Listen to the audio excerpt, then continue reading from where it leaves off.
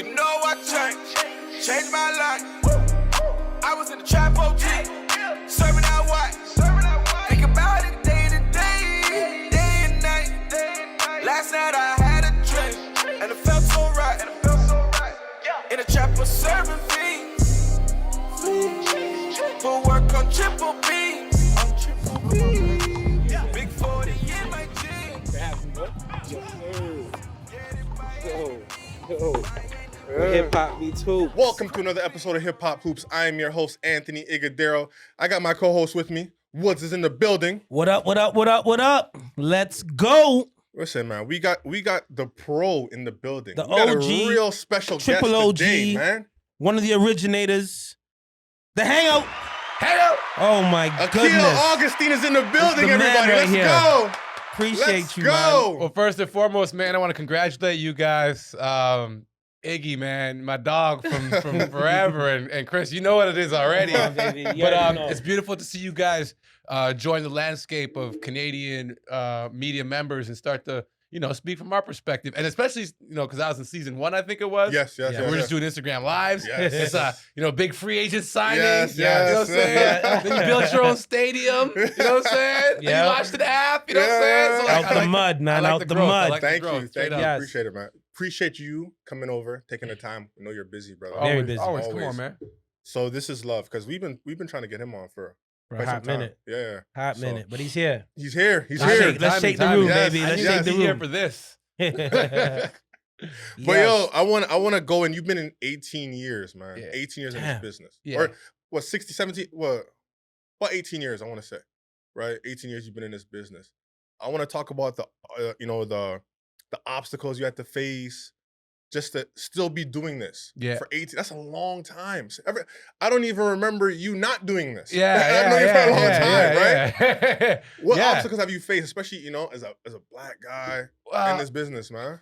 Well, it's 18 years since I got a position that I could put on paper, Mhm. which was intern at Flow 93.5 when the radio station first came out. Mhm. But I mean, you guys know Top Gun basketball tournament Yes, goes sir. back Shout out further Top than that. Gun. Further than Yes, that. sir. Shout out Top Gun. My big bro runs that tournament. So I started hopping on the mic at the first Top Gun tournaments when I was 15, 16, Mhm. right? So, but in terms of professionally putting things down on paper, definitely, you guys are going to experience it too. I think for me, when I first got in, it was early 2000s. Right. And the Raptors hadn't been fully established in the culture yet at a marketing level. Mhm. There wasn't a lot of belief corporate sponsorship wise.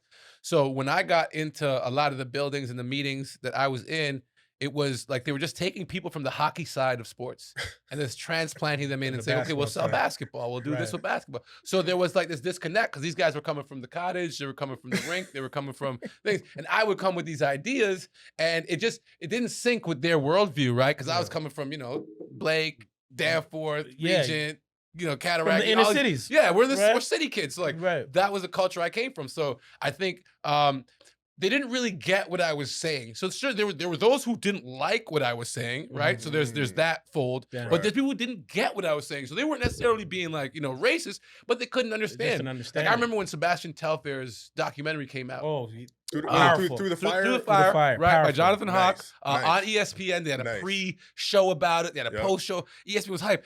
And we at NBA TV weren't even recording the documentary. And I was like, hey, we should at least record this. We should do something with this, right? And they didn't, because guys weren't really in tune to the culture yet, right? Right. We didn't have ESPN shows in Canada. We didn't really have a lot of places to go to talk about sports. So I think there was just this a lack of information about what was coming up next in corporate culture in Canada. And they were just, using the same people they'd always use, a little bit of nepotism, a little bit of they don't know Just don't who to know. hire. Right. Yeah, so that So- was a lot of it. So when you first started, did you think this is how it'd be 18 years later? Did you see yourself still doing this 18 years later, man? You know what? That's almost 2 decades. Well, yeah, here's the thing. Here's the thing. Again, I hate saying something, but I grew up. My childhood was kind of different from most people's childhood. So I never thought about being 30. Right. You know? So honestly, now I'm at a point where I don't know what I had planned for this part of my life. My life was so focused on getting, becoming Canadian, getting papers, getting a job, finding a place to stay, getting back with my parents. Like there were things that were like so immediate that I don't think I ever thought about, like a long-term career, because getting on air is kind of like a young man's thing, right? Like you have to turn into a producer, an executive producer, a writer. Eventually, if you're not like the biggest on-air star, and you have to build those chops. And I don't think I ever thought about that because I had immediate issues. You know what I'm saying? I didn't have long-term issues. I had immediate issues. Right now. Right now stuff. Right now. So I never honestly thought I'd be doing this for this long. Wow. But who are some of the guys that you looked up to? Like, obviously we got guys like On air or off on air? On air. On air? Well, Cabby. He was like the originator. Well, yeah, there's a story there too, right? Like for me, we want to hear. For me, hold on. Sorry. Can I shout out Cabby real quick? You must. Another Finch member. You're here. Okay. Tobamori, we see you. We need you on the show. But you guys continue. I can get you Cabby. Come on, man. My hand on the block, Richard, we Cabby has need to you do out this here. show. Yeah. Let's Hand on the go. block, Cabby has to do this Let's show. go. Okay, hey, you heard it here first. No, the story goes like this. I was actually at home, depressed, out of school, legal immigrant, no papers, couldn't work in the country, couldn't go to school, whatever. And I went with my homeboy to foot, and I was watching TV, and NBA XL, the first season it ever came out. Wow. Right? Like, 'cause I grew up on Inside Stuff, and all those other shows. But NBA XL had Cabby. Yeah. I think it was like DJ Agile. They had like turntables. The camera was on a jib. They were going to Vince Carter's house. They had Tracy McGrady. Had all of them. And it was features that like, it wasn't the halftime feature of the broadcast. No. It was, let's go sneaker shopping. And this is all like, standard issue YouTube, NBA TV stuff now. Right. But we're doing it before. This is like 2002, 2003 when they were doing this. Right. And so it was earth-shattering to me. And oddly enough, fast forward a few weeks, I'm at Foot Locker, and Cabby's in the same Foot Locker as me. So I walk up to Cabby, and I just told him, like, dude, I want to do what you're doing. Help me. He gave me his email address. I sent him a bunch of emails. He ignored all the emails. But then I got an internship. After Flow, I got an internship at Pound Magazine, which is like Toronto's, like, it's kind of like a hip-hop magazine, but it focused a lot on socio-economic issues and war and politics. Right. So like it was ahead of its time. So I was an intern there, and the producer for NBXL, Travis Belcourt, came to buy a full-page ad for NBXL in the magazine. Right. So I waited outside the meeting, and then I pulled Travis aside and told him, "Hey, Travis, man, Cabby set me up. He said, I could have an internship with you guys." And Travis is cool. He's a native dude, so he gets like the struggle of someone trying to get in. So he was like, "Yeah, Cabby said that. Word is bond. Come to Sportsnet Studios out in Scarborough, and we'll set you up." I go out to Scarborough, go to Sportsnet Studios maybe a week later, get set up. They're bringing me into the system. Cabby walks in. Cabby sees me. He's like, "Yo, what are you doing here?" I'm like, "Yo, remember that internship you told me you get me?" And he kind of like figured it out and played along. Right. Literally, that's how I got into the industry. It's not what you know, it's who you know at the end of the day, right? And sometimes you got to pretend you know them. You got to pretend you know them. What was the conversation after when you two got together? You know what? I don't think we ever talked about it specifically. After that moment, we were kind of like, I was his guy. I wasn't a very good intern. I wasn't, like the best producer, the most diligent, but I was creative. Good. And so we would work on things, and I would sit and I would talk, and I would add a little bit of culture and sprinkle some stupid ideas in here and there. But I don't think we ever talked specifically about that. But we talked so much about it post-op. Like he's embarrassed by the story because he's like, I didn't respond to the emails, but he's happy because it all worked out. But you know what I'm saying? Like the guy that wouldn't have kept going after he didn't get the response from the emails would never have made it anyways. What is Cabby doing now? Cabby, so of course he did everything possible here in Canada, right? He pressed his entire body up to that glass ceiling. Bottom line. And then he went to Vegas and he worked with Bleacher Report during the boom of the whole betting scene. Yes. And now he came back home, so now I believe he's doing Sportsnet betting, and he's stationed out of Calgary, and he's doing his thing out there. Okay. Yeah. Shout out Cabby, Shout out to man. Cabby, man. Go. Shout out to OG, Cabby. man. Go Legend. OG, Legend. triple Him, OG. Dwight Drummond. Yeah. Yes, Master shout out T, Dwight, Master T. Master T, Master know, T. trendsetters, Yes. man. The Nathan Downer, originators. even though Mike Tyson doesn't like him, you still gotta give respect You to gotta Nathan Downer. show love for You know, real. You think about it. I grew up watching CTV News. Yeah, you Yes. love that Mike Tyson piece, don't you? I grew up watching CTV News my entire life. Like, every family has Yes. like a news network. CP24, that's everybody. Like, so city, like a lot of my people were city news people, right? Right? You got the CBC people. Yeah. They're good people, right? Yeah. But my aunt was a CTV news person. Right. And growing up, that was Ken Shaw and Christine Bentley or Sandy Ronaldo. And that was the voice for like our house. So I'm thinking now, like some kids growing up, and Nathan Downer is the voice for their house when they're getting that news. And that's interesting. Definitely, man. So let's fast forward just a little bit. Let's talk about you being the creator of The Hangout. Okay. You know what I mean? It has, to me, The Hangout, I used to watch that religiously on NBA TV. And I want to commend you and thank you. I have a clothing line called Grand Slammers, and I reached out. You wore it on a few episodes. You and the comedian Tricks, shout Tricks out. And Malton. Let's go. I'm a little upset that I wasn't able to come on the show. You already know, but talk about that, man. Politics of the business, man. Talk about that, man. Just being the creator of the Hangout and well, it was created out of necessity. I think when I was like 29 or 30, they gave me a shot to host the Raptors pregame show, and I went and I did it. And I think I wore Weatherman pennies, sneakers, and I think I introed the show with like a Jay-Z quote. I was fired after that show. They asked me not. It might have been 1 or 2 shows, but they asked me not to return to Raptors pregame show, and that hurt a lot because I had worked so hard to get to that point. I was doing Raptors Today. I was doing Raptors.com, and I felt like this was going to be the big break. Doing Gate 5 Live, doing Raptors pre, like it was a natural progression. Right. And then when they did not like how I performed, I was hurt, man. My feelings were hurt, and so what'd they say though? What was it? Like why? Here's the thing in television: they'll never tell you when you're not doing well. It's I like you, you're out. That's Something will happen and no one will tell you. No gray area, nothing. It's no. They won't tell you. Like there's very little communication. It's like we like you, you're fired. That's just how TV works. So so I got fired and I didn't know what to do. So I emptied my bank account. I bought 2 Canon 5D, like a Mark II and a Mark III, and I bought like an audio recorder, and I bought a new TV, and I bought a couch. And I got these guys in Montreal who were launching this website called Basketball Buzz. If you guys remember Basketball Buzz at all, it was a Canadian basketball website that existed for a while. So they invested a little money.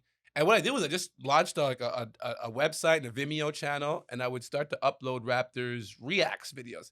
At the time, me, my boy Cairo, Vidal, all sorts of dudes just coming over to my house and kicking it, and we record it. And then, like at the time, James Johnson was on the Raptors, and John Lucas III, who are close friends of mine, and so they came on, and like it was never big, but it was like for people who knew, they're like, this is like some dope stuff. It is, 3-4 minute videos. It still exists. It was called Life from the Couch. Right? Because I was depressed. I was on my couch all the time. So I was like, I'm just gonna sit here, watch a video. I still had a job, fortunately. Doing like digital stuff for the Raptors.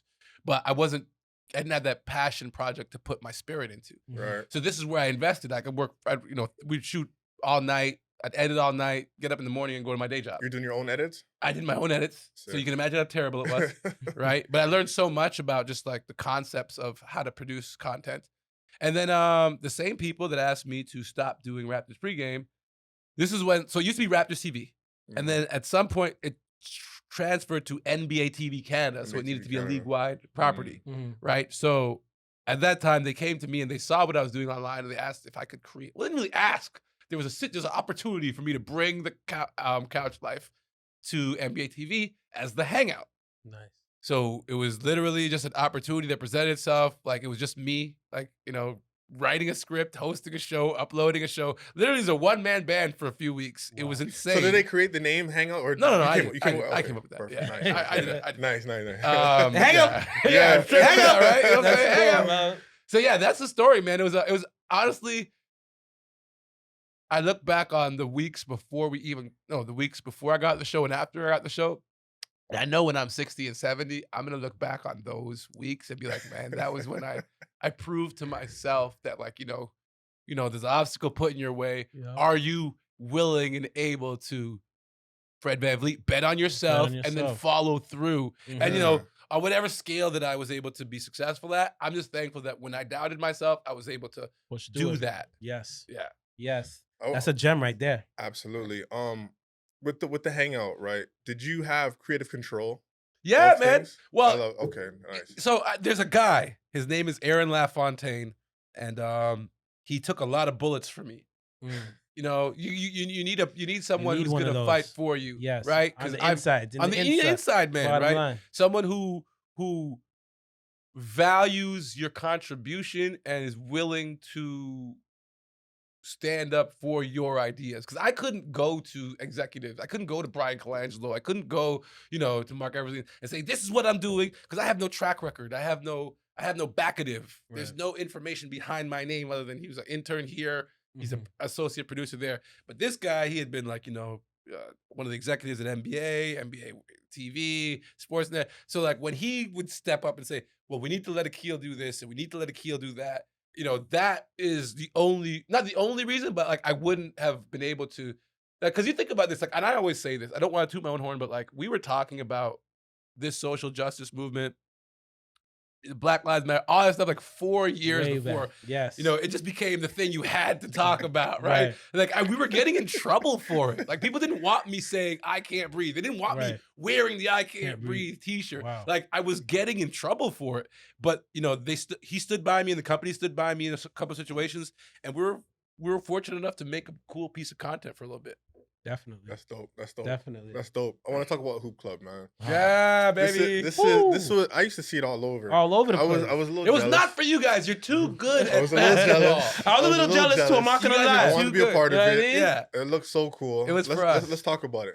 Well, okay, so basically out of the hangout, I partnered with a guy named Dwayne. So when I said I was Yes. doing a one-man show with the Dwayne, hangout, I was struggling, I was drowning. Mhm. And I met this dude named Dwayne Sweets Watson. and Sweets Watson. He Shout became, out to Dwayne. he became my de facto producer for the Right. hangout, and then took a lot of that responsibility off of my plate. And he had been such a big advocate for me. I'm very lucky that I had people who advocate for me. So he had been championing me, and he had known my love for the Nike brand.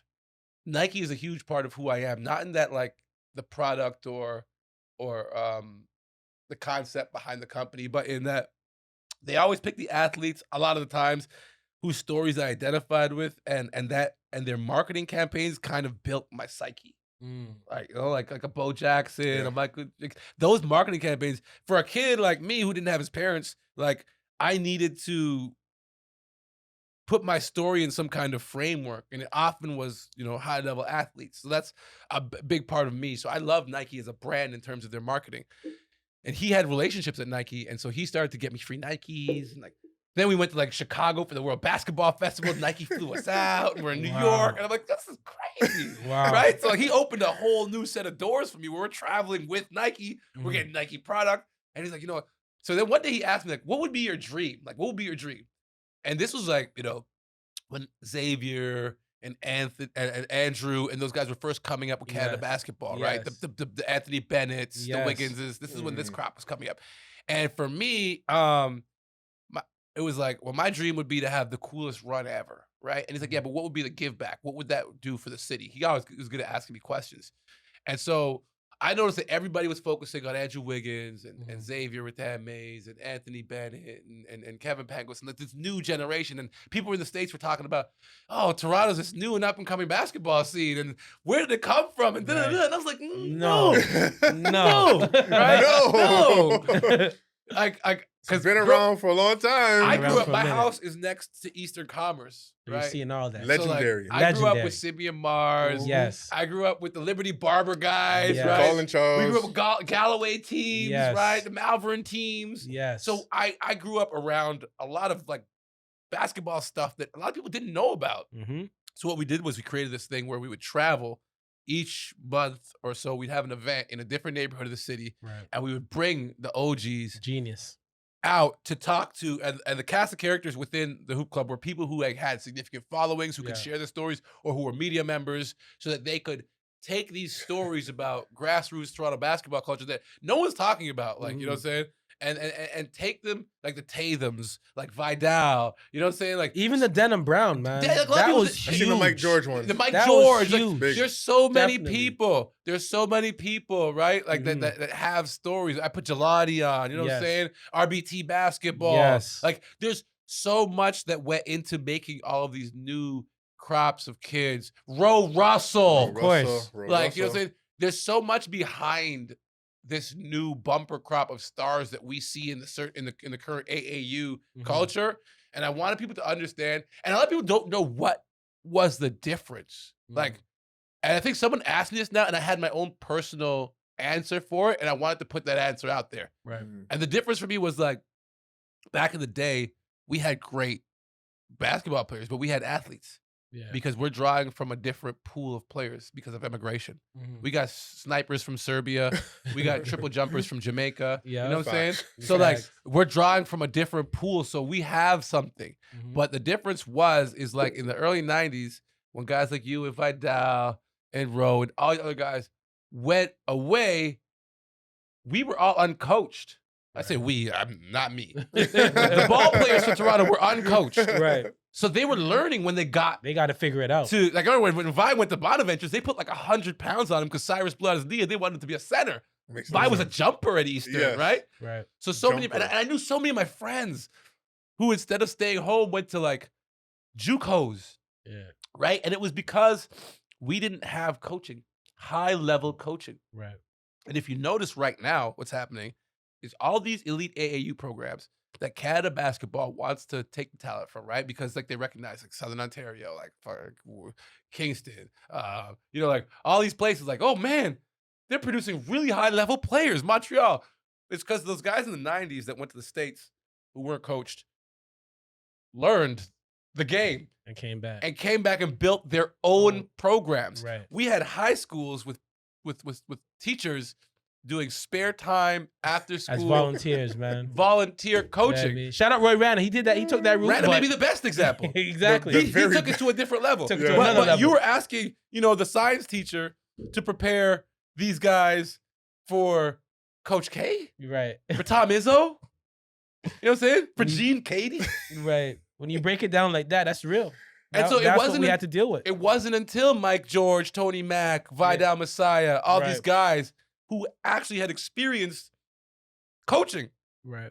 came back and said, okay, we got a day plan, game plan, scouting plan, AAU circuit plan, workout plan. Yes. You got a few. You got the Gusses of the world. Yes. at There's a Vine. lot. You got, you know, Coach Melnick. Yes. There's a few, but I understand what you're I saying. am not arguing with No, you. no, I Shout totally out to Coach understand. Melnick. No, no. Shout out Coach to Melnick. Gus But I and understand. Gus. I understand Those what you're are my talking friends. about. Yes, I understand But what you're there's talking a about. lot of pressure to put on a guy who's got a family, a full-time job. Yes. There are 12 to 13 kids on that team. It caters to kids coming from disadvantaged homes, Mhm. which means if you get involved with those kids, it's not an after-school speech. Nope. You know what I'm saying? It's a show up. It's a you might have to This is real life. dim down an altercation. Yes. Yeah. You need to be rewarded for that investment. And it wasn't until the guys who had experienced that NCAA experience came back and built their own business models for their AAU programs and for their teams that they could now give what's necessary in order for these kids to be successful. Right. I agree. I agree 1,000%. No, man. facts. We've come a That's- long that- way. No, 100%. I do like the fact that you're talking about Toronto basketball.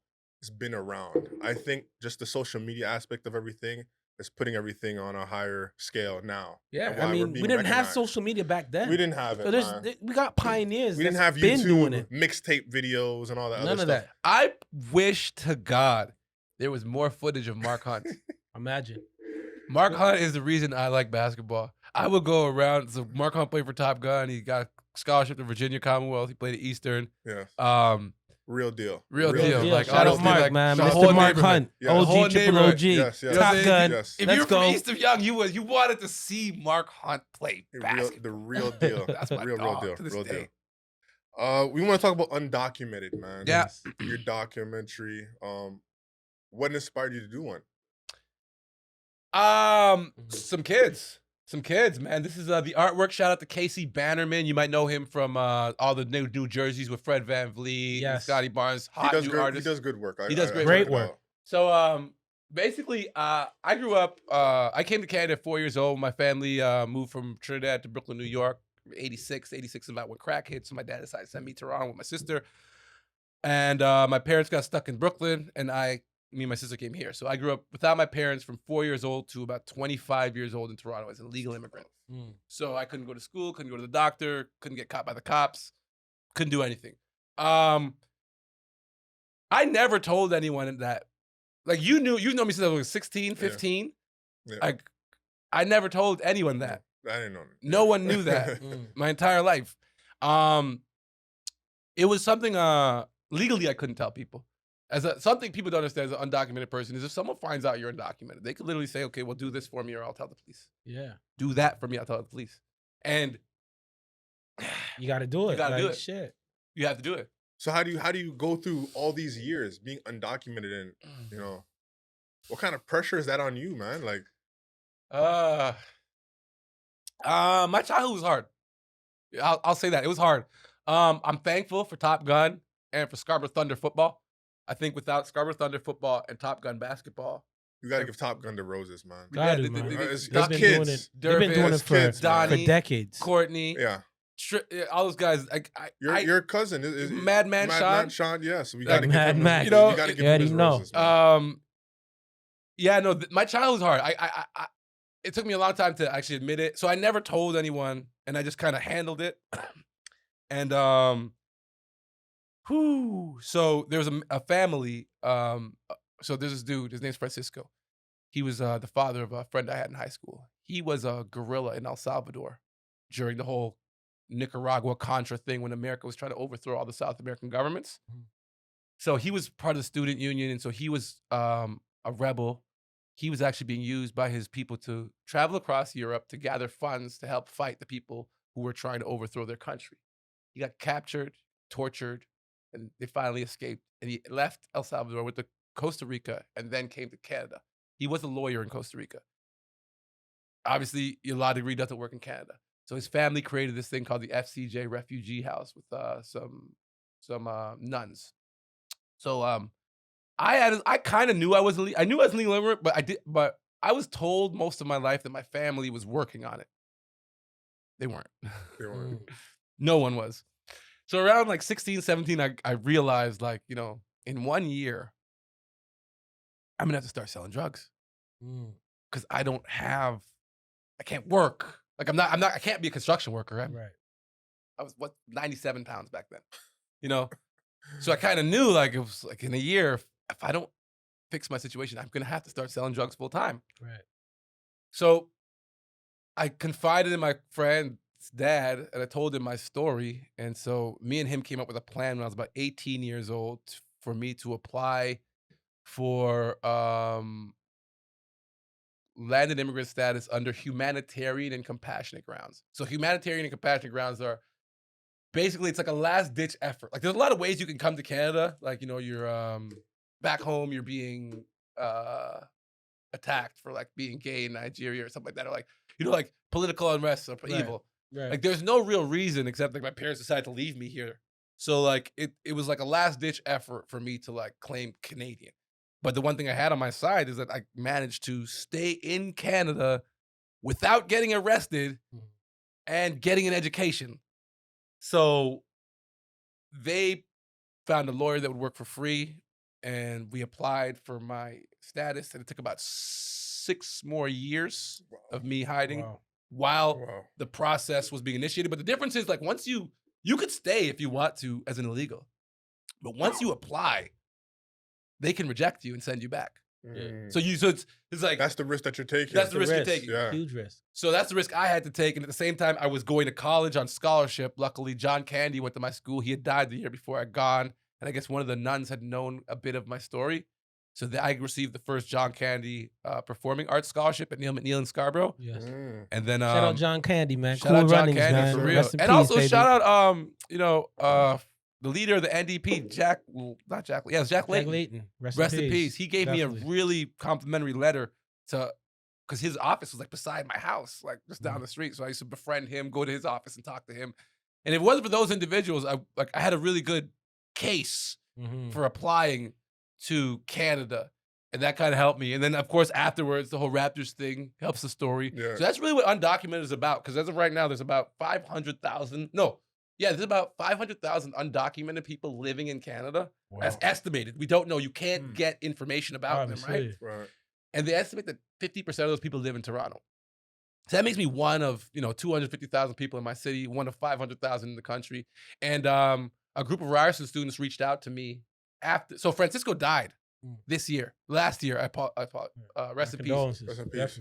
And one thing he had always asked me to do was to tell my story, Mm. but I never did because it leaves my family very vulnerable, right? Like I don't want people to know a lot of these things, and then like people kind of judge your family because of the things that happened, and that's my family. Mm-hmm. But with him passing and him being so adamant about me sharing this story, and then at the same time that he passed, a group of Ryerson students approached me, some kids that I had known who were, very talented, about telling my story. So it's kind of like serendipitous. It was like the universe kind of like made it happen. You gotta do it. Right? So like, they approached me and we started filming in the fall of last year. And the real reason for the documentary is this. Like, first off, a lot of people don't know about undocumented people in terms of like where they are in the city and what their experience is like. And then if you try to get any information about undocumented people, they're undocumented. So how can you get information about them? Well, here's the crazy thing. There's one place you can get information about them. Oh, for real? Police records. Ooh. That's the only way you would get more information about them, right? Like how else? Like, oh, we have an arrested person, we deported them. So that's probably the only way. What if they don't have no arrest? Then you don't know about them. So there's no information about undocumented people unless it's through the criminal justice system. Yes. Right. So for me, it was like, well, it's my experience, but there's so many people out there, and there's no representation. There's no, whether it be statistical or anecdotal, there's nothing, right? They can't show their face. They can't say their name. They can't be identified. So at least if we can't do this big, census of the situation for these young people, then at least we can provide some anecdotal evidence. And so I will offer myself up as an example of what an undocumented person can bring to this country if given an opportunity. Right. When does it drop, man? That we don't know. So we're finalizing the edit. It looks. I was so impressed. I was so impressed. I've seen a little bit of it. Yeah. I was super. I was like, because you like I'm involved. Like I'm executive producing, but like I'm not there for all the edits. And they're young kids, and you'd be like, like I have documentaries from when I was that age. They're not this. They're not this. They're not this. So I was happy. So the plan right now is we want to go do TIFF. I think that would be a really great place to get the story launched. So the applications are gonna start going in soon. So we're gonna wrap up that, and then we're gonna shop it. We're gonna see, this whole equity and diversity push. Everybody wants to be, EDI, black, blah, blah, blah, blah, right? So we're gonna try sell it. We're gonna see who wants to engage in this story. I think it's a relevant story. And like, here's the thing: Canada's a country built off of immigration. That's it, right? Like, I mean, we can't keep up the numbers. Like, we just don't have kids at the rate. We're very yuppie. We're very well-to-do. So we're gonna need immigrants, and we need to understand them, and we need to set up systems to like help the talented ones, not just the talented ones, but good people, help good people get through into our country. And I think, this is my little drop in the bucket of that one. I'm looking forward to looking this. Forward to it. I am too. Looking forward to this, man. I don't want to say it's gonna be good because it's about me, but I think it might be good. I think so, man. This story it looks good. It's gonna be good. Your story man. needs to be told. Even when you were talking, real talk, kind of hit me a bit. I was like, I hope I don't cry. Right now. Honestly, I was like, I'm not even trying to cry right now, but in my arms, like, I'm holding the baby too. Turn away from him. Those dramatic pauses are me not crying. Right. I'm like, it hit me, man. So shout out Undocumented. I can't wait to see it. I can't wait. You know what I mean? And man, I'm proud of you, man. Keep going, brother. Keep Proud going, you, brother. Love, brother, love. Keep going. What does it mean to be Canadian? Is it a title that's earned or given? What does it mean to be illegal or undocumented? To risk everything for a chance.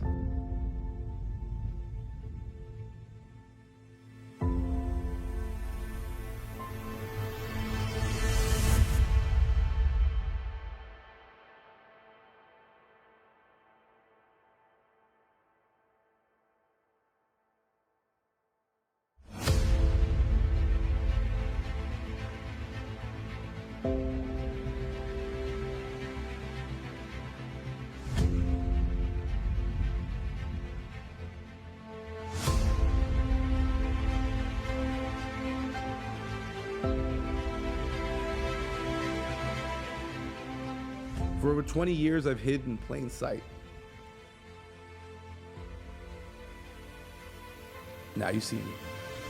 Listen, man, we're gonna get into the show, man, with Let's do it. our plays of the week, man. Let's do Yep. it, man. We want to talk about your play of the week, man. Who's your play of the week? Ah, man, it's I hope it's precious, good man. this- I hope I mean, it's good this week. our Raptors ain't doing that well, but this was definitely a punctuation mark, and hopefully we can build off of this move. Even Did though we lose lost, that game by we, 20? We lost this game by 20, man, and we lost. That's both against- games by 20. Yes, you know what I mean. And Precious. Raptors, listen. Look at me. Look at me. I love you guys to death. You know you're my guys. But the last two games was despicable. One thing my coach told me at Concordia University, shout out not the late, but Coach John Doerr. When you think you're good, you're really not. All right? You guys came out the All-Star break moving like you guys are superstars. I don't know if mans are hurt. I think mans are hurt. Fred, I know you're hurt. Pascal, I know you're hurt. Is he hurt? It's the minutes, man. You know what I mean? It's a lot of minutes. You guys are getting OG's out right now. You guys are hurting each other in practice. I know you guys are going hard. That's how we have to do it. That's the only way we're gonna make it. OG's hurt. You guys are once hurting again. yourself right now, but guys, run the system. I know, coach. Pay attention to the assignment. Coach Nurse had the defensive assignment All right, and okay, offensive okay. assignment. All right, Just hold on, run hold it. on, You know- hold on, you know hold Ball on. movement, player Hold on, hold on. movement. You know what's You guys are consistent? hurting me right now. You know it's super stagnant. Okay, You guys okay. are not All playing right. Raptor Okay. basketball. Hug him. All right. Okay, my fault. Yo, He gets like that sometimes. one consistency between those two losses isn't Nate with Team Canada? Yes. Oh. That could possibly. Shout out Coach Nate, man. Yo, he- shout out he- Team Canada. We gotta do our he thing. is. Where are they in Puerto Rico or something? Yeah, like yeah, that? Dominican Republic. Yes, they're out there. Qualifiers. Shout Yeah. out to Man, Team Canada. Nate, hurry up and come back. Hurry up. We man. need you. We need 220. you. We should then never I'm not- lose to Charlotte by 20. Yeah. And no, but keep in Come mind, on, like, come on. we smacked them up already. I was gonna say, we like, I smacked remember up that both first game. teams already, so it's a payback game for them. No, but We just gotta match that energy. You can't lose to Well, that listen, team in we that got- way. You It's just- obvious they have to adjust to because they were on a string, and then sometimes the All-Star break's a bad thing. Eh? It's a horrible There's thing. a team every year that picks up, Yep, and there's a team then every year that goes drop. down right after the All-Star break. It's a horrible thing right now. Just to look, and I'm like, dag, KD may come back this week. I'm hearing the rumblings. He may come back Monday. He may come back Tuesday. That performance And that we got a Kyrie back put to on back. yesterday. Oh, Yeah, and the thing is that those two teams that we lost to, that's a full game for each of them because they're Right. the other two teams in the playoff tournament. Right. You know, the Brooklyn Nets are going to climb their way out of the play-in tournament. Yeah. I can't imagine the Bucks are going to stay at 6, so Right. it's interesting. Yeah. in an ideal world, Raptors, we need that sixth spot. All right. But Your play of the week, sir. Who you got? All right, well, you know, I got to shout out my guy Johnson from the 905. It was his birthday. Hey. We got a Canadian taking the triple. Is that Darlington? And then the outlet pass full court to Ooh. Champagne Poppy. let's go. That's a sick pass. And I also just want to, big up the 905 because Big them up, the man. Raptors didn't do too well. Yeah.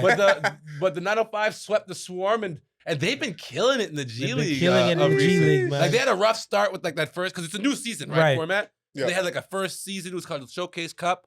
The Raptors didn't do too well in that. Mhm. I don't even think they went to Vegas because of the COVID situation. Right. And then right after the new official season started, shout out to Coach Mutombo, my Mutombo's dog. doing his thing. They've been the second best team in their conference, and they've been playing great basketball. Yes. So you know that system, yo, And- Oh, no, It the was the young Raptor man's birthday. system, man. That Raptor system from the G League to the league.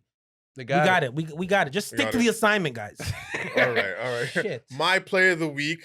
We got Devin Vassell, man. Ooh. Look how he took off. Oh, Duncan, what were you On thinking? You're not even a Duncan. shot I didn't blocker. see this. I give you an On E for effort, Duncan man. You know you're gonna get sub for Robinson. that though. You're gonna That's get actually sub. pretty sick because he leaned all the way Right? back. Yes. All Yes. the way I back. thought he was going to lose the ball there. Is that an and one?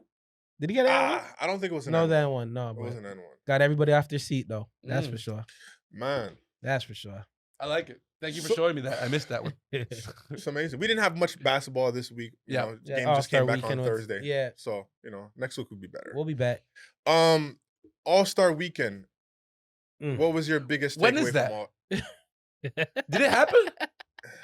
Oh, they're doing that still, eh? They're doing it, man. They're doing it, man. Yeah, Mm. it man. did happen last weekend. The dunk off. The dunk off. I think we need to. The NBA needs to readjust a few things. I think maybe getting those professional dunkers that they know about. You know Right. what I mean? And getting them into the dunk off some way, somehow. Having NBA think guys that'd be co-sign tough. these guys. That give them a little platform. I would Put like to some see money it. on the line to go towards a charity. It could work. until this is our guys get back into it. This is because starting this to is not- sound like that mid-2000s dunk off era. Yeah, when they vibe had is that back. spinning wheel. Yes. and That was the worst. Yes. And you had to You do had a to dunk. emulate like And they- Dominique Wilkins. And they Yeah. shafted Steve Francis because they made him do a dunk where he had to palm the ball. Yeah, and and Steve he- Francis can't Yeah, palm a his hands are basketball. bigger than ours. Like, yeah, Yeah. that was a That was terrible. Listen, The here's the worst. deal. Here's the deal. You can't have the NBA dunk contest without the big dogs. you can't. You can't. You can't. Because when we look at those old tapes, it was Dominique beside Michael. right. Yes. You know, what I'm saying? It was the Big dogs. The big best of the dogs. best. Right. And even in recent memory, we had Levine and Gordon. Yes. Big dogs. Right? So like I the only way you're gonna fix that event is to find the sponsor that wants to create the reward that will The money got to be there. whatever the reward is, Yes. it's gotta lift spirits of the superstars. Right. But here's the real reason why the dunk contest doesn't work anymore. Back in the day, before social media and before the player power era, the players needed the NBA's events to market them. Right. Right? Like there weren't a lot of touch points for Michael Jordan and Dominique Wilkins across the nation. Right? They didn't have an Instagram that you could access. Right. They didn't have Good point. a Twitter profile, and they didn't have all these touch points that people have. So the only way that they were going to ante up for sponsorships and all that money is to do national events that the league provides. Right.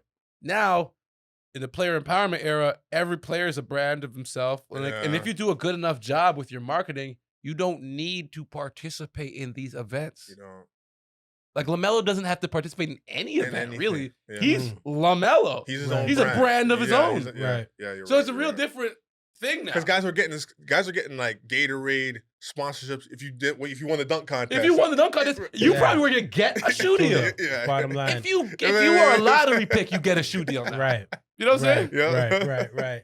Makes sense. Right.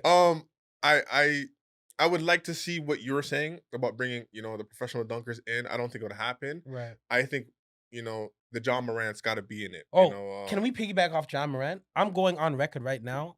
I think he is going to be the next face of the NBA. I could totally be wrong.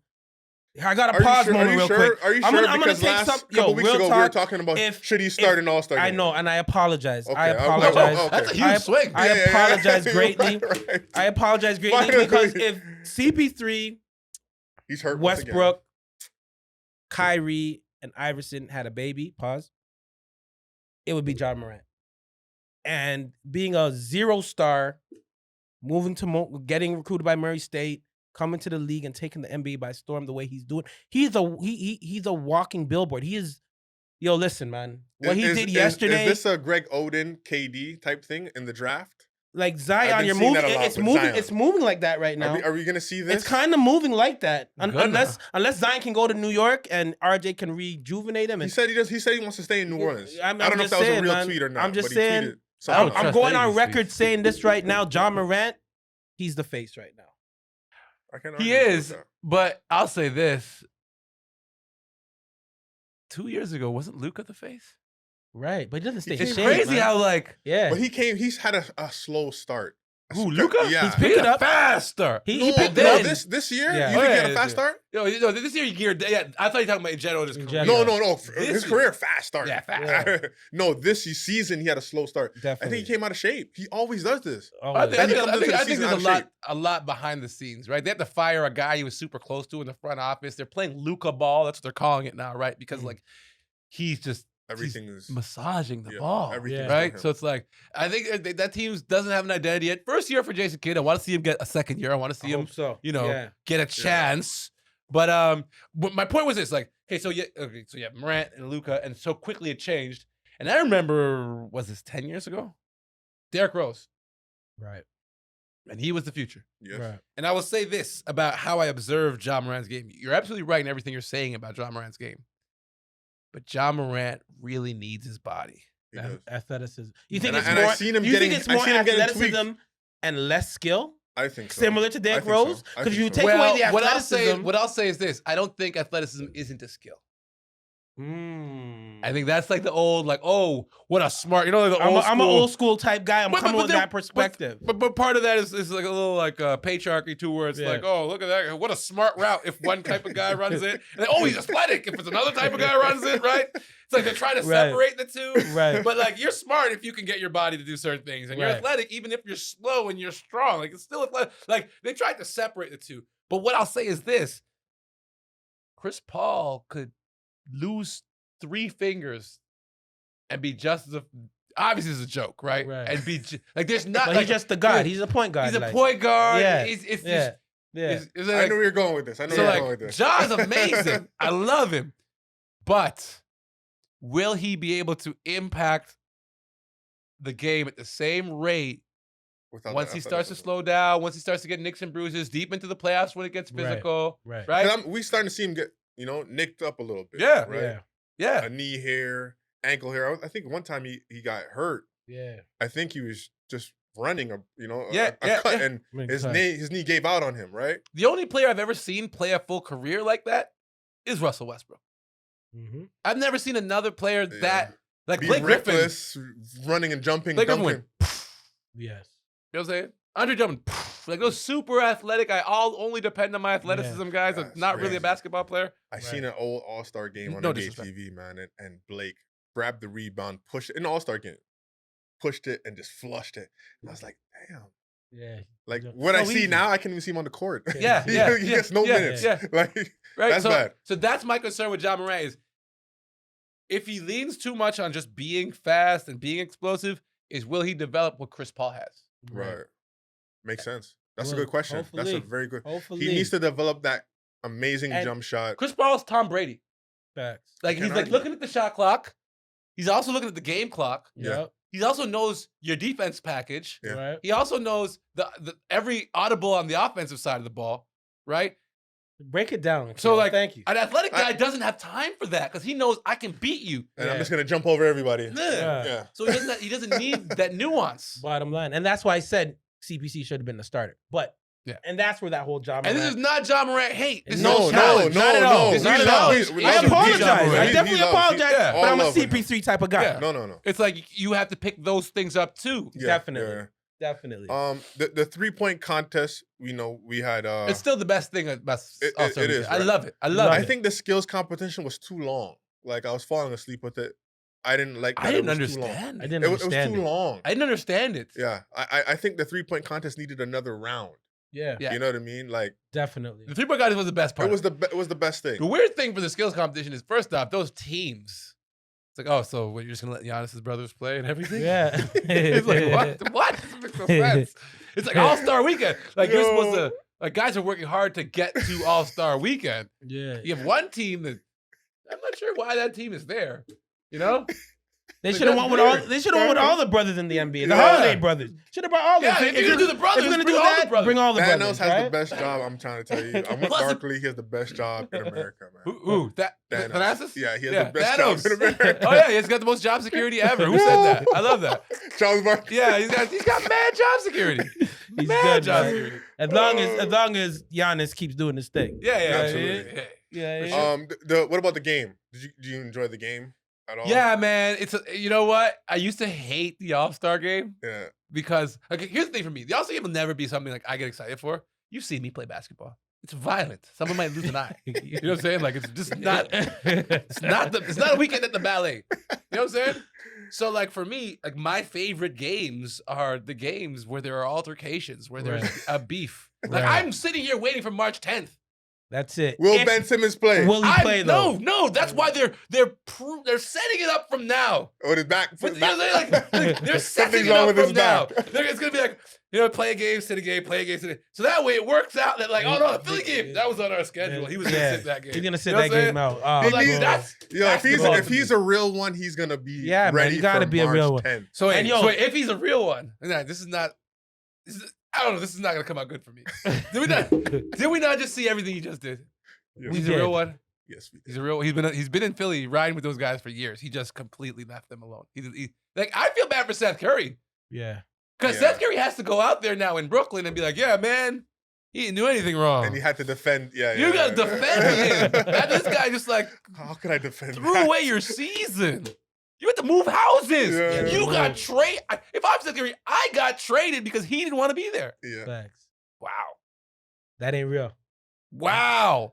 I think. But I think everybody they both deserves got a second traded. chance. So we're going to get that second they, chance. Yeah. They He got gonna get traded it. for each He other. gonna get it. Like James Harden, I think the stunt he pulled was crazy. Like Come out of shade. they said he looks slim now. He's looking like, nice. The guy looks slim. Like he was wearing an actual fat suit. Yeah.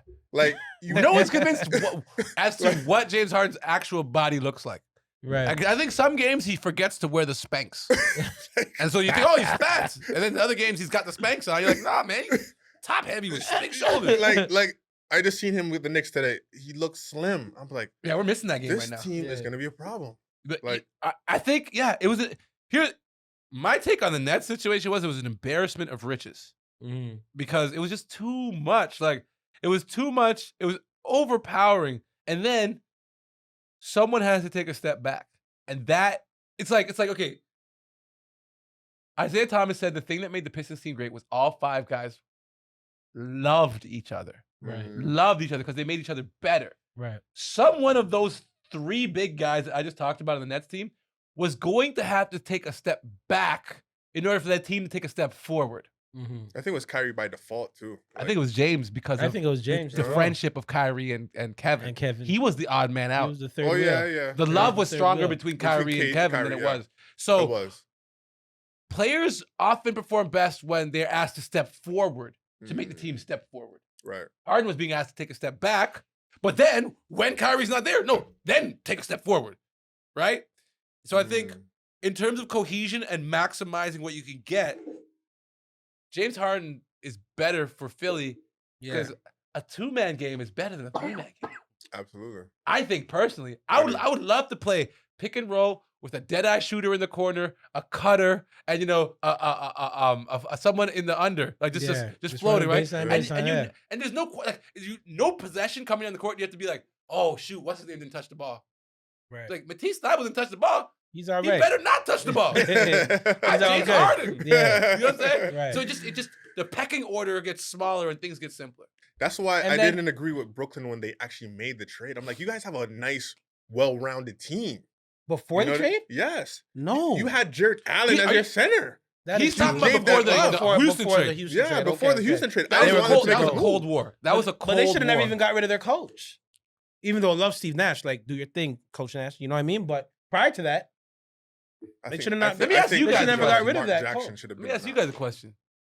When you're looking at NBA GMs right now, right, Yeah. and you see what just happened, Clippers went all in, got nothing. right. Lakers went all in, got Got one. none. Yeah. Brooklyn went all in Got and got nothing. nothing yet, Nothing. right? With these superstar teams, Right. do you go the Masai route? Because no one's going the Masai route. You got to go no the one's Masai right. developing their team except for, Memphis. OKC, Memphis. Yeah. OKC's on a longer timeline. Yeah. Chicago kind of dabbled and did both. They're taking a lot of Raptor guys. They but did- anyway. they did But they do both. column A, They did column both. B. Yeah. Like, Yeah. we'll develop and draft our guys like Yeah. AO, and we'll keep our guys. Yeah. We'll also trade for the best players available. Right. So it's And weird how also these GMs are Cleveland, playing also it. Cleveland in there as well. That's organically built. That's Right. organically built. Right. Right. Yeah. So we're Right. like, are you, You guys gotta go. The unimpressed with what superstar era is coming to an end, Akil. I personally feel that way. I think the KD's is on it, not on his way out, but like he's on his way out. No, he's got to be on his way out. Have you seen his hairline? Steph is eventually going to be a spot up shooter type guy. Eventually, Yeah. it's going to happen. James Harden, same. Kyrie, CP3. we'll see. CP3. CP3, come on, man. He's already taking a couple months off right now, even though he had the finger surgery thing. No, I but think CP3 is seriously he's old. he's old. He's old. He's old. But that's the man. beautiful thing about him is he's like Magic Johnson. Like, Yes. he's the only guy I would compare to Magic Johnson. I remember Magic Johnson, he may have been 6'9", but he was. Did you see him in an All-Star game? He's like, Mm. ugh. He's backing you up from the half From court half line. court, From like, half oh. court. You're not, wasting you're not no going to steal the time. ball, though. You're not stealing that ball. No, it's all experience. Right. But it's like, yeah, I think that's the kind of game those guys have. Right. I Old say man that to YMCA say game. the superstar era is slowly coming to an end, and now it's time. I'm okay it's with all that, about. though. It's all about developing and coaching I'm okay and with that. systems. That's coming back. You're a Knicks fan, or you're in the Lakers? So, I mean, I'm a Lakers fan because of Kobe Bryant. Kobe fan. Yeah. My father is a diehard Knicks fan. Okay. Brooklyn, before the Nets ever existed. Like, Brooklyn still. Okay, here's something you need to know. Brooklyn's the Knicks, eh? Bottom line, Like, man. it's funny to me because like people are like, yo, Nets. I'm like, yeah, but like if you're from Brooklyn, it's a Knicks thing. Like It Yeah. is. it's institution. Like Spike Lee is a Knicks guy. Yeah. And that's our Like ride or die. patron Like saint. the Knicks Yeah. fans are yeah. Like we'll go to like my mom lives down the street from Barclays. Like I'll Yeah. go to Barclays and Atlanta watch a got it. game and a night out. But like if you go on Flatbush, there's Knicks jerseys and Timberlands. like, yeah. That's it. Yeah. Dress code, I- right? That's the automatic dress code over there. So I want to ask you a question about the Lakers. Do you feel like them giving up those core guys instead of developing them, like Yeah. Ingram, Ball, Kuzma, and then here give us AD, Josh Hart? Yeah. Do you agree with that move to winning that one chip? Because I don't think they're gonna win another chip, especially in the Bron era. I don't think so. agree? Here's the Was problem. it worth it? Here's the problem. If you don't agree, right, you never get the LeBron chip. Right. And I don't think you get another chip with Ingram developing under LeBron and Hart. Like, I don't think you get a chip with that. So, like, I agree. It's almost like this. It's like one of those stories where, like, in order to get the thing that you want, you gotta like get it and then suffer. Like, oh, I got it, but now I gotta suffer, right? Like, there's a price for your success. Kind of like the Right. Raptors. Yeah. Gave up and then we're suffering. Yeah. So, like, they Hold really on, wanted that. Gave up and suffered. We're not suffering. What are you talking about? We're suffering. How are we suffering? They're doing really well this year. We What are you are talking we about? are ahead of schedule. No by one had us far. here. No one had us here. Vegas had us winning 36 games, 35 games, or something like that. Listen to Vegas. I'm just To me- saying to that's me, what that's what they I did. look at suffering because I was so used to us being at the top of the Eastern Conference. even when with DeMar DeMar was DeRozan, here, we those were- guys are at the top. we were at the You're top spoiled, regular man. season. You I were am spoiled. super. I'm bro. very spoiled. I love your Wow. beard. We won. Well, you are- I'm you are- staring at you Yeah, right I'm now. staring at it right now. Yeah, Slide. literally, You guys this are making me a moment, I little was uncomfortable. staring You guys at are making me a your little beard. uncomfortable. It's Let's move neatly forward. What are lined you up. using? Holy. What is that, I goat's use- milk? No. Shea What's that? moisturizer. Oh Nah, my it's- I need a That's sponsorship goodness. though. It's 100% goat's milk. That's Cambodian goat Okay, you're milk. making me feel uncomfortable, guys. Okay. Okay, during All-Star break, LeBron James mentioned that he was the GOAT, and the reason why he felt that way, we heard it before. He was sitting down with Kenny Smith, and he said when he won that championship with Cleveland, that Yeah. made him the GOAT for him. For him. Agree? How do you I guys feel can't about wrong him that? because he's saying for him. You know what I mean? So I'm like, okay, it's for you. You're living in your truth. Can have it. But no, you're not. I'm sorry. What do you feel? I don't think he gets a vote. Mm. I That's don't think he gets a vote.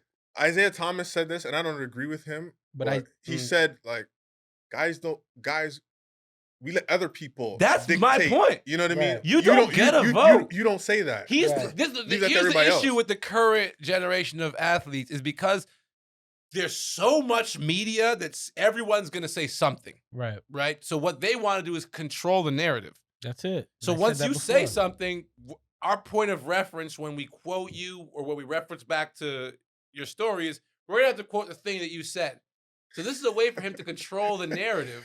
This is of a us, professional, you know, man. bottom line. He's putting the words in our mouth. Bottom That line. one made me the greatest. Yes. So now, tomorrow, it's LeBron says that one made him the greatest. So some Right. kid picked up the papers like, oh, LeBron's the greatest, right? That's it. You know, it's like broken telephone. As you get further away from the original quote, it's like, yo, you know, people said that after that one in Cleveland, LeBron's the greatest. It's like, no, Yeah. LeBron said that. But that's controlling the narrative. that's what he's a master of doing. Oh, he's a master. Yeah, but He's a no, master. you don't get a vote. No. You don't get a vote, but that's the No. best thing you could do. It's like somebody dropping a movie and going, "Hey, personally, I think this is a Academy Award winner." Right. And Right. then it's like, What?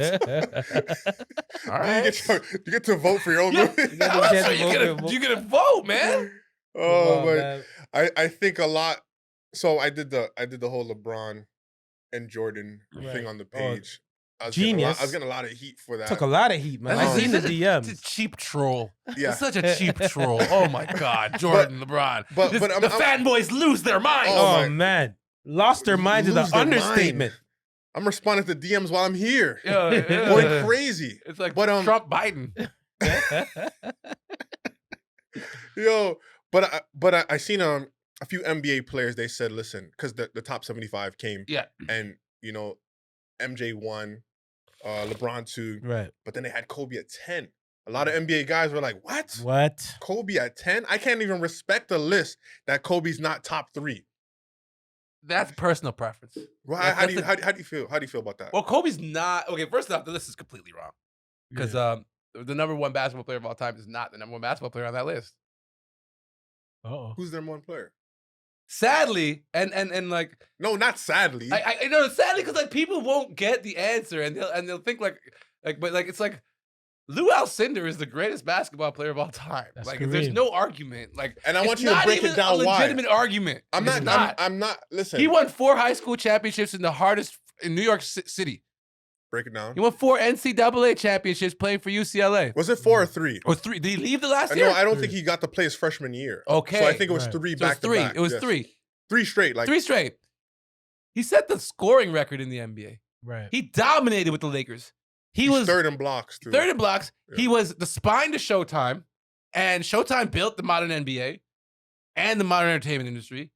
And he's from Trinidad. He has 6 Oh championships. gosh. So I see the relationship where you're going Trinidad, but you know New York, Trinidad. Yeah, I There see you where go. you're going. 6 championships. No, but he 6 is though. MVPs. He is though. Like he's not televised in an era where he can get the credit. But like you would probably want to watch because he beat down those guys. Like Yeah. whoever you put up against him, like he was the best. He has the shot you can't stop. He has the greatest shot in the history of the game, the hook shot. The hook shot. Hook shot. You know what? I can't argue. You know what I mean? I can't argue with that. I It's will. there. I could argue, but I'm not going to argue today. We don't got enough time. Okay. But Jordan's better than Lou Alcindor, in my opinion, yeah. Kareem Abdul-Jabbar. I think LeBron. I think Michael Jeffrey Jordan from Brooklyn, New York, is the greatest basketball player. That guy got cut from his basketball team in high school. He did. He absolutely So while he was did. getting cut, Kareem was winning chips. Kareem was I'm just- winning I'm just chips. saying. Listen, man. That's a very good point. Very good point, man. Listen, man. And I love him. He also, there's no way Kareem's ever getting cut. He's 6'11" at Yeah. Right. 13 years old. Yeah. I was 6'5" in grade, 7. Lucky They you, weren't man. gonna cut me at all. Damn genetic And I wasn't lottery. great. So, but we'll have another discussion about Let's do this. it. We'll get into details. What about the LeBron Bronny situation? Yo, Do you think this is a smart move by LeBron? it's a saying, smart. I will, whatever team drafts Bronny, Yeah. I'm coming. Well, you're gonna get LeBron at 40. I seen Mark But- Cuban saying like LeBron is so smart for doing this. How do you guys That's feel a about smart move. You're putting a lot of basketball pressure on Bronny. I think personally, he's like a 3-star, probably like a 3-star recruit that? right 3-star, now. 3 or 4-star. But the beautiful thing about Bronny, from when I watched him a couple years back, he's been getting better every year. He got the cheat code. Dad's probably showing him the diet. Got the best trainers working with him and all that. So we'll see. Basketball pressure, it's a lot. Pressure, no, because he's set for life. But we're talking about the wrong. I just we're want talking no about one the to wrong disrespect James. college basketball. We're Like, talking about the college wrong basketball James, is a man. Real thing, man. Like I don't want people to think like we can just put a player in college basketball and they're just gonna dominate. It doesn't work like It that. doesn't work like that. You need the right system. Imani Bates right now, they said he's the next KD. Like he averaged like 8 a game on Memphis, and he's not even no longer with the team right now. Showed no self-control. Yeah, Right, draft right. stock just completely fell. You know what I mean? He has to stay another year. Let me ask you a question. Go ahead. Where's Zaire? Zaire Wade. Oh, Zaire Wade is playing in with the G League the team? G League For Utah. SLC. But he Right. got drafted because Dwayne Wade, It's his dad. you Right. know, is what part ownership or yeah, right. yeah, okay, yeah. so Power ownership. yeah. So when I hear LeBron James, like, first off, it's genius. It's brilliant. Yeah. But Yeah. the problem with it is this. It's like, all right, well, okay. So Bronny's what, 6'4"? Is he that? I don't even think he's 6'4". I don't. He's think probably so. 6'3". Yeah, Right? I think. Yeah. Yeah, 6'3" guard. I Yeah. would think so. 6'3" guard. Yeah. That's not bad So, size wait, hold for a on, point so- guard. Not bad for a point guard. He's not a point guard. No, he's not. Right. He's not a He's point not guard. a point guard. So he's saying whatever team drafts his son. Is this a lottery situation? Because hold on. He can't go lottery out of high school. No. And which means you're anticipating him to have a lottery 1 year at whatever school he goes to. Yeah. So that's crystalline pressure, Mm. right? That's a lot of pressure. Like you're telling your son, you better go to college. You Get have to done have a- 1 year, man. Yeah, you have to I'm have a waiting for one you. and done year. Yeah, Right. that's hard. That's lottery quality to make that happen. And then Let's say that doesn't happen. What now happens if his son is drafted 28th? Is he going to the team that had the 28th pick? He said that comment like Bronny was a top 5 recruit in the class. Yeah, and he's not. And he's not a top 5 in the class. He's like 43rd right now. Yeah. And how much of that 43rd is inflation? Right. Right? And the scholarship offers, like, is he a bluegrass kid? Can he play? If he goes to Kentucky, can he play? I don't know. Right. Well, here's something funny. I don't know. Here's how tough it was at Kentucky at one point. Devin Booker didn't start. He came off the bench. He came off the bench. I was just talking about that with my boy. So, like, Right. Devin Booker's one of the top 10 young players in the league. Right. And he came off the bench. And he at came off the Kentucky. bench. But in all honesty, Kentucky's not the same anymore. No, they're No, not. They're far not. from what they They're used far to. from what they used they're to ranked be. top 10 still. But I think we're putting all the pressure on the wrong Bronny. I mean, on the wrong James. I think it's younger. What, bro. Savannah needs to be held accountable? Is that No, what you're we're saying? forgetting about that silent assassin in Bryce. Bryce. I think Bryce is in the best situation. He He's is. chilling. Ain't nobody talking about They me. know I'm I'm talking chilling. about him. Let me grow, get better. And he No watching one's his talking about games. Bryce. Watching his games, I'm like, yo, instinctually, like he has it. Yeah. It's not nothing's I forced haven't with him. seen much, but Nothing he looks is like he's forced growing. with his game, man. He His had the game little is baby fat. He here's looks like he's growing out of that baby fat. Listen, they can't do worse than Jeffrey. And what's the other one's name?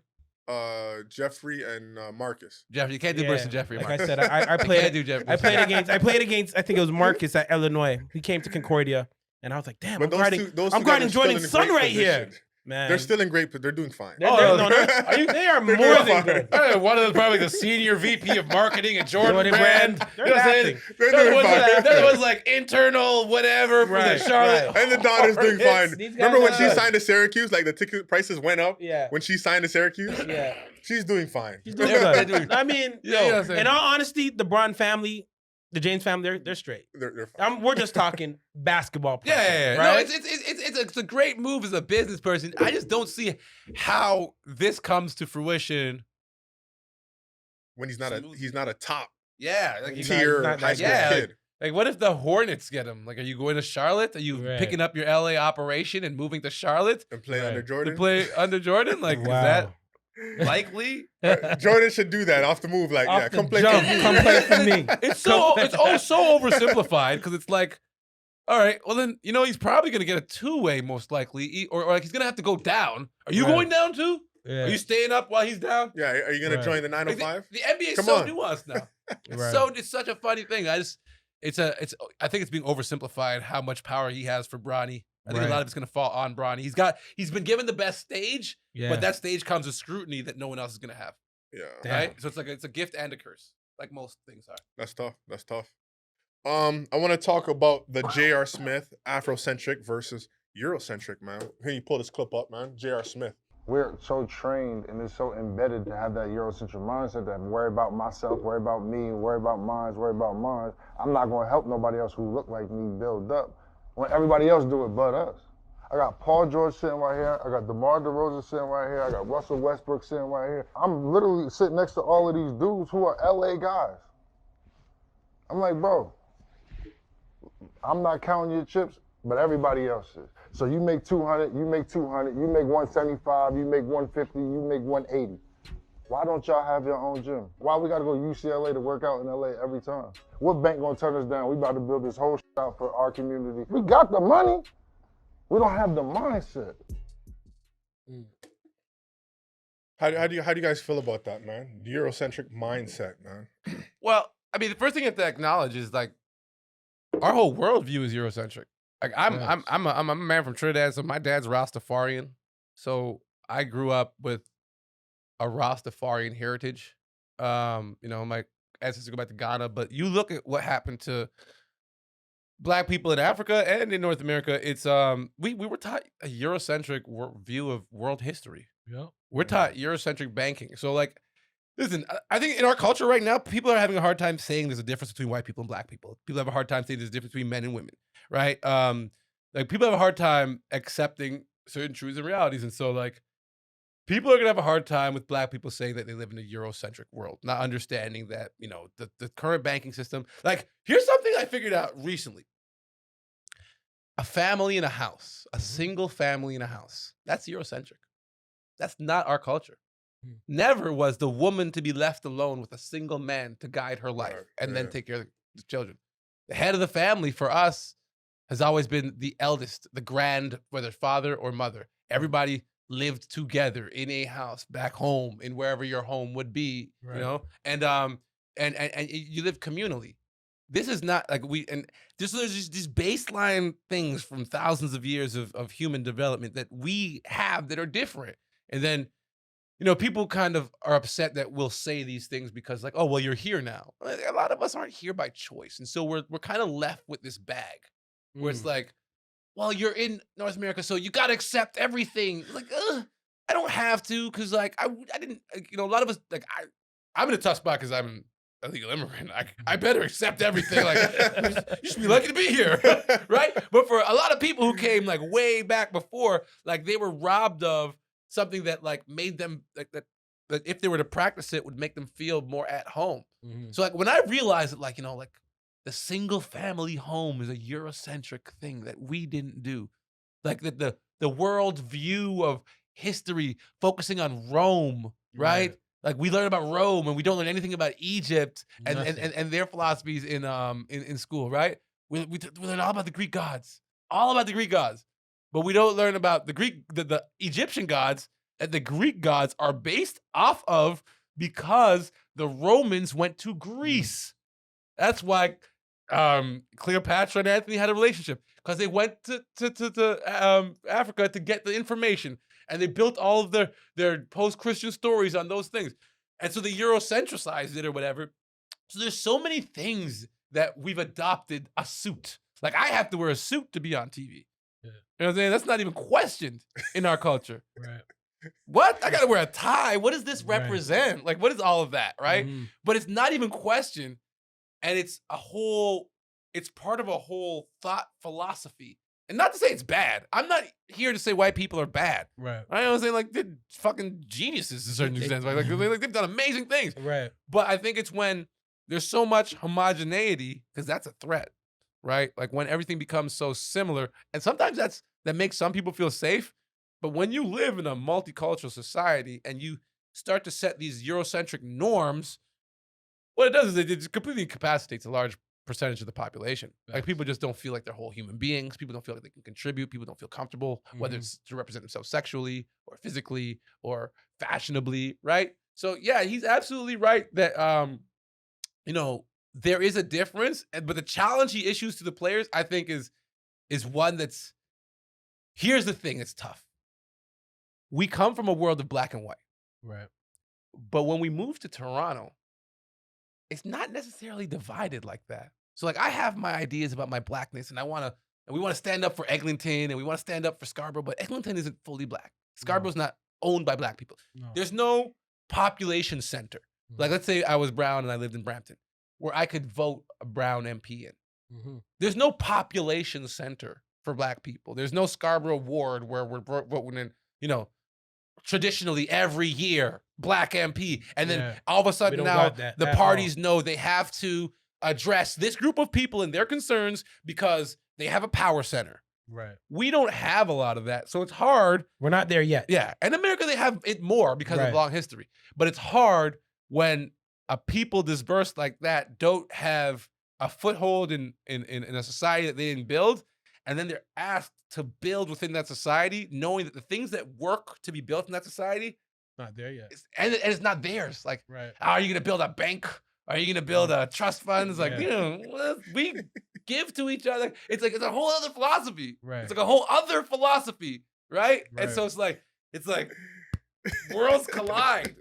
Like I'm still thinking about Rastafarianism and bringing that to Canada. That's not going to work. It's tough.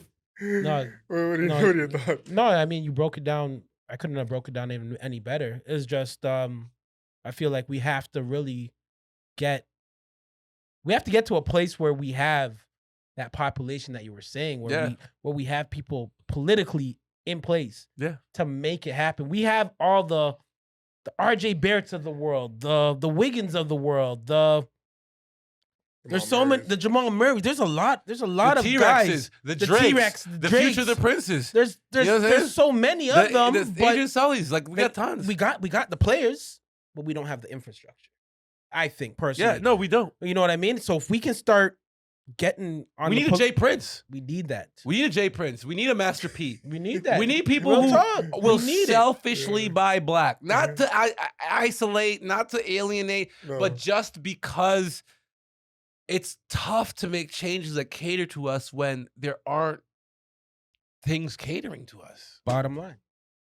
We need that. You know, until we get there, we're gonna continue. Like, I'm glad JR brought it to the I'm platform. Glad, like, Yo, I like post-career. Oh, I yeah, love him. I love. He's woke. He's Post like- NBA JR Yeah. is more like I don't want to hang out with NBA JR, but I want to listen to post NBA JR. Definitely. 4.0 man. in the Yeah, man. He's putting everybody on notice that he wasn't this shirt off shorty type Yeah. Well, individual. first off, the guy came out of high school. He exactly. came out of high school. Right. Like, you think about his career, like, he came out of high school, he was a star. Yeah. Right. Instantly. Gets into a car crash, kills his best friend, Right. right? Goes through the tumult Mhm. on the outside. Played in New York during one of the worst. Well, I mean, every year is a bad stretch for the Knicks. But like, you know, Okay, like in I'm the glad heart you- of it, in I'm the glad you heart of the fixed that bad one. stretch, Yeah. in the heart of like post Marbury, Francis Hardaway, like that was bad, right? Bad. And then like to come back all the way top, win a championship with World LeBron, championship. and then to go all the way to the bottom to lose the championship for LeBron. Game 1, you squandered that whole thing with that Yeah. one bad moment, right? Right. Mhm. And then to become a running joke. And then Yeah. can't even get in the league. Yeah, it's amazing. Man. What a life. And then he went post-secondary doing his thing. Yeah. 4.0, like you Yeah, said. like 4.0. a huge golf player. Yeah. You know what I mean? Like, he's doing his thing. Like, no, I'm glad that he started the conversation. Yeah. That's all you got to do at I'm- more I'm time. glad. Got to spark Yeah. that conversation, and hopefully we can build from this. You know Yeah. what I mean? Because I think we got the players. The players are there. Oh, they're there. They just They're need the there. infrastructure now. Like, let's collectively develop. And it's about us, the people around the players, you guys, Right. to build the media platform, and and other Yes. guys to set up like the investments and to Yes. build the partnerships. Shout out to all the guys like Huggy and, Oh, and all, the, OG. all my That's my OGs who are brother. doing things behind the scenes to make sure, like the CYBL guys, Yeah. like you know what I'm saying, like Shane, the we Yates see you. guys. Yep. Like, Coach hey, Jones, like, you know what I'm Coach saying, Mack, the we see CIA, you. CIA bounce guys. You Yeah, know what I'm I saying? mean? Like everybody who's setting up the infrastructure. Like I want to give Pops Murray, like the way Mhm. he's built his stuff. Like Yeah. everybody is doing their part to build an infrastructure, and we just need to continue to like own ownership. Vi Right. building his gym out there Yes, in sir. Pickering, like you know what I'm Amazing saying? gym. Like, Amazing gym. I gym. love it A there. lot more ownership, man. Yeah. Yes. We're gonna get there, man. Shout out to JR, man. Shout out to Yeah, JR, man. man. Having that conversation. But yo, man, that's it, man. But hold on. Oh. It was a sad day yesterday. Ooh, my with- bad. with- my with- bad. with- no, it's all good. Randy's Patties. Yes. You're more East. east, so Yeah. you guys probably didn't grow up on Randy's. I grew up on Mitchadines, Mitchell Dean. Yeah. which was on Eglinton. I had a Okay. cousin on Eglinton, so I grew up on Mitchadines patties. But That's a good definitely, I know, patty. I know, like Yeah. you can't be from Toronto and not know. You know what I mean? You know what I'm saying? But I grew up on Randy's Patties. Of course, we were having that I conversation. did as well. you I know? thought the meat was a bit too wet and spicy at times. You Just know? don't do It'll the burn- Warden patty. It'll burn your tongue ASAP. Yep. You know what I mean? But tastes great with cocoa bread. Oh my Oh, goodness! absolutely. You They're guys were calling definitely it quits, man. They're calling it quits. definitely a after, staple. like 40 years. Well, I heard some insider. I heard the story. Everyone's talking. It's like, oh, supply chain issues. Da, da, da, da. I don't. Nah. Yeah. But Well, like, how come they have a supply, but everybody else has? I heard like basically, well, the family-owned business, Yes. and of course the older generations of the family Yeah. passed. Just wanted the Mhm. one location. Yeah, it's didn't one wanna- location. And I think Yeah. another lady who was a big part of the business, who really understood the business, I think she's gotten out of the game too. So I think it's like this. It's like generational secrets get passed down, right? And then it's on us, the next generation, to really keep that thing going. And then from what I understand, it's a choice to close down. Yeah. Good choice. That's what I They heard. weren't Yeah. forced or not. Yeah, they what I weren't heard. forced. It was, Yeah. it You know was what a I'm choice. saying? Same It's a thing I heard, choice. yeah. And then Yeah. and whatever narrative you want to go with. It definitely drove up the price of patties Yeah. yesterday. Definitely. They made a nice little 350, cash they out. They went out with a 350 a bang. box. They definitely Yeah, went out with a bang. yeah, they though. went out Did with you a guys bang. see that line going around the Yeah, corner? yeah. That was My dope. boy McFly was because he was part of that whole announcement stuff. He was Yeah. driving. He took an IG video, the whole line. I was like, what the? Wow.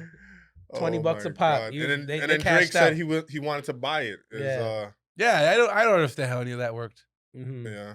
Do you think that was a Drake effect where people are lining up because he Possibly. got in those comments? in this city? If Drake sneezes on a patty, It's gonna be an effect of some sort. You know what I'm saying? We Like, need Drake to say hip hop hoops. Hey, on we a get t-shirt. that. It's a wrap. Yo, you know what? You It's guys a wrap. you guys seen this office hours thing? Oh Yes, man, yeah. yeah. I went Okay. to one. Yeah. Shout out Nick the Boss. Yeah. Yeah, Shout out Nick. Yeah, Nick on here. He's Yeah, out. No, he's coming. He's coming. He's passing through. He's coming. That's the key to Drake. Yeah, he's coming. You got Nick and his boys. But the office hours is a nice thing, though. I love what he's doing Love over it. there. Office Oh yeah, hours. I was at the first run. Yeah. Shout out to Kendall, T-Rex's brother. He Yeah. undercut me, sprained my wrist, and hurt my lower back, and so I haven't been able to play ball since. Oh god. That's your boy, Yeah. Kendall. Yeah, Got a little shout too out excited to on him. defense. We're having a little run Saturday. too. Yeah, I won't be able to make it because I've got a bad wrist now because of Kendall.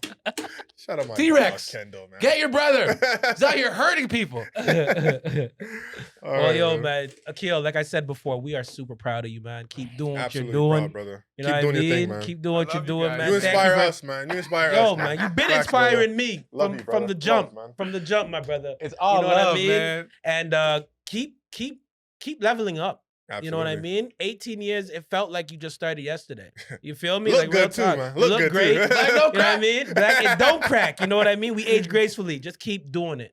Yeah. And inspiring the masses. The Ryerson kids, I know you're gonna probably have them under your Oh, for tutelage sure, moving man. forward. Oh, for sure. The undocumented, can't wait to see that come. Absolutely. You know what I mean? Can't wait. And that's that, man. Hip hop hoops, man. Hey, follow us on all social media platforms. Oh, by the way, let them know where they can follow you on social media. Yo, you can find me at Akil Augustine on Twitter and Instagram, at Undocumented Doc on Instagram. This is my official website, AkilAugustine.com. This is Hip Hop Hoops, Canada's home for talking basketball. Oh, You know, this is the #1 show that you need to be watching, man. It's my That's it. podcast. It's my That's guy. it. Mad That's love. it. Go. follow us, subscribe on YouTube, share, comment, all that good stuff. Follow us on IG. This is the new hangout. This is the new This hangout. is the new man. hangout. Let's go. The hangout. The hangout. This is next. Come on, Akil baby. Augustine, everybody. Come on, man. We out, man. That's it. Come on, baby. I was in the trap OG, serving out what? Think about it day to day, day and night. Last night I had a drink, and it felt so right. That was fun, man. You got it too.